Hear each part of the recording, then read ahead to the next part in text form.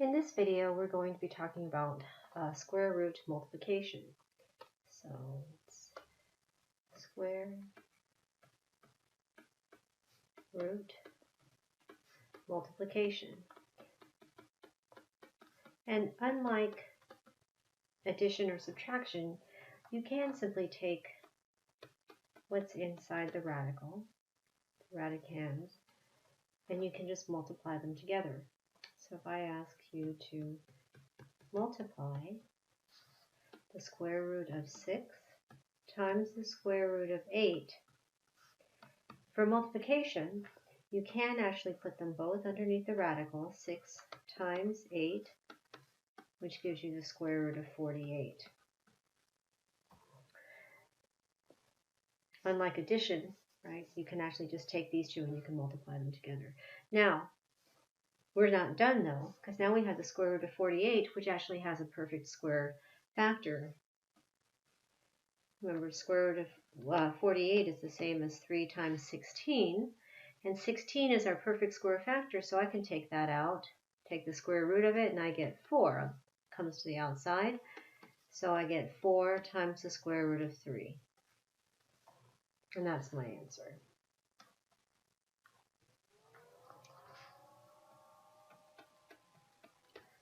If I ask you to multiply square root of 2 times the square root of 8, I get the square root of 2 times 8, which is the square root of 16, and 16 itself is a perfect square, comes out as 4.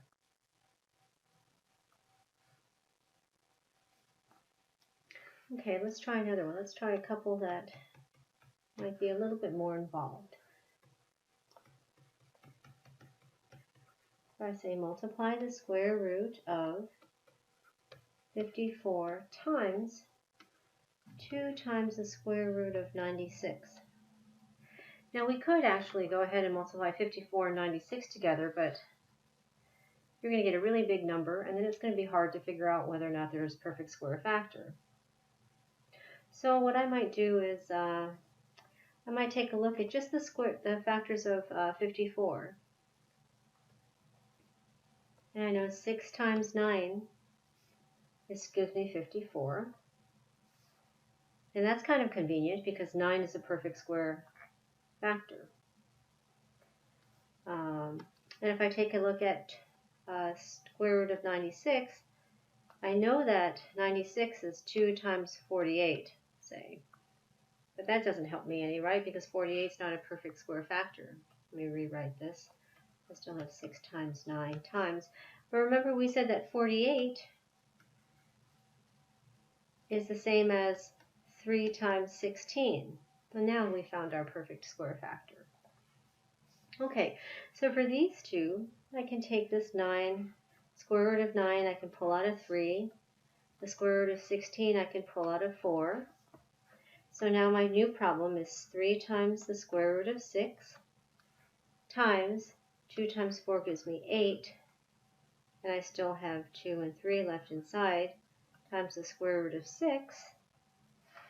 All right, well, I can keep multiplying out, right? Now that I have more manageable numbers, I could just say that's 3 times 8, and then I can multiply the two things inside the radical, 6 times 6, which is 36, and that gives me just square root of 36 is 6.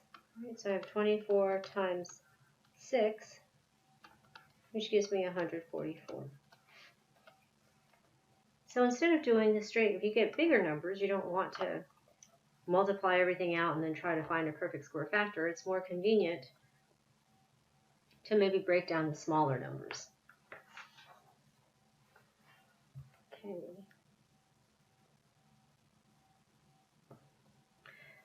With multiplication, we can also use the distributive property.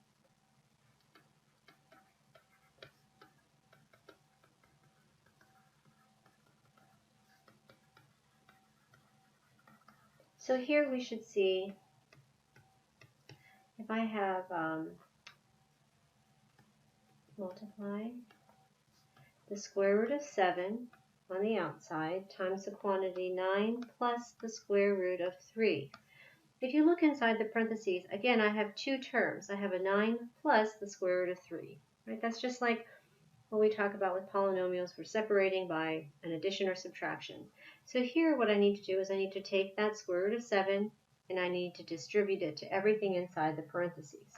So my first is 7, the square root of 7 times 9. And conventionally we'll leave the 9 on the outside and just in front multiply by the square root of 7. And that sort of helps us notation-wise. There's no mistake that that 9 doesn't belong underneath the radical. Right? And then I have the square root of 7 times the square root of 3. So that's 9 times the square root of 7. And remember, with multiplication, I can actually just go ahead and multiply the two things inside. So that's the square root of 21. And that's my answer.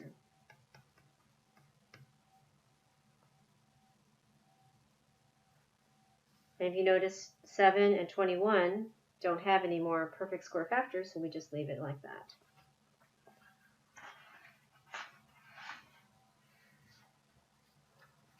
I could do multiply square root of 6 times 5 times the square root of 10 minus 6. Again, I'm going to be distributing. So this is going to be square root of 6 times 5 times the square root of 10, and then minus 6 times the square root of 6. Right. And with these two, since it's all in one multiplication, I can actually multiply those together. Right. So I have 5 times the square root of 60, that's 6 times 10, minus 6 times the square root of 6. So now let's see, do we have a perfect square factor in 60? Well, if you don't see it right away, and you can do this for anything when you're trying to find perfect square factors, I can just break down 60 and use my factor tree. Right? 60 is 6 times 10. Break it all the way down into the primes, 2 times 3 and 2 times 5. So 60 has these four prime factors. So that's like saying 5 times the square root of 2 times 2 times 3 times 5 minus 6 times the square root of 6. Okay, so remember, the perfect squares, if I have a pair of anything underneath my radical, that is a perfect square. 2 times 2 is 4. Right? That's a perfect square. So if I have a pair of them, I can take that 1 out, and those go away, and I'm just left with 3 and 5 under the radical. The 2 comes out, so it becomes 2 times 5, and I have 3 times 5 inside, so that's 15, minus 6 times the square root of 6, and I get 10 times the square root of 15 minus 6 times the square root of 6, and I can't simplify this anymore.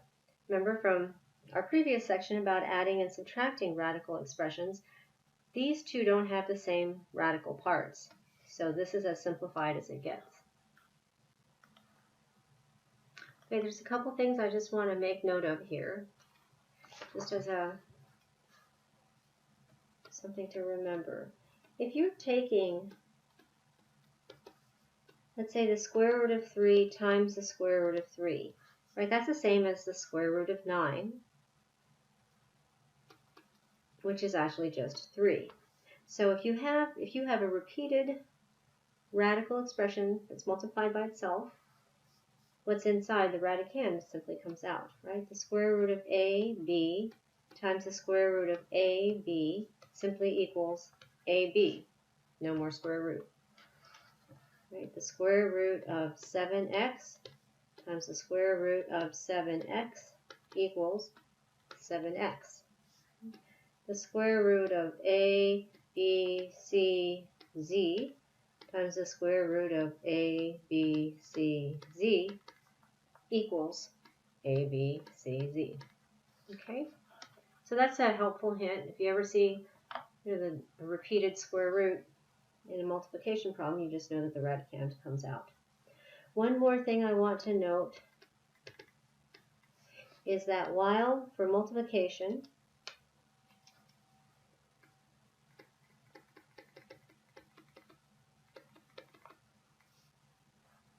we have the square root of a, we have two things, times the square root of b, that equals the square root of a times b inside, right? So if I had, for example, the square root of 3 times the square root of 11, that gives me the square root of 3 times 11, or the square root of 33.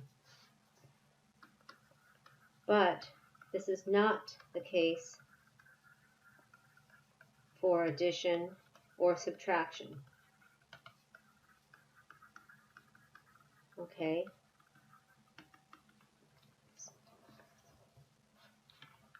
What I mean by that, as I mentioned earlier, was a, square root of a plus the square root of b does not equal the square root of a plus b. Okay, that is completely wrong, right? So if I had the square root of 3 plus the square root of 11, it does not equal the square root of 14. I don't ever want to see that. Okay, so just remember, while you can bring the radicands and do the multiplication underneath the radical, you can't do that for addition or subtraction.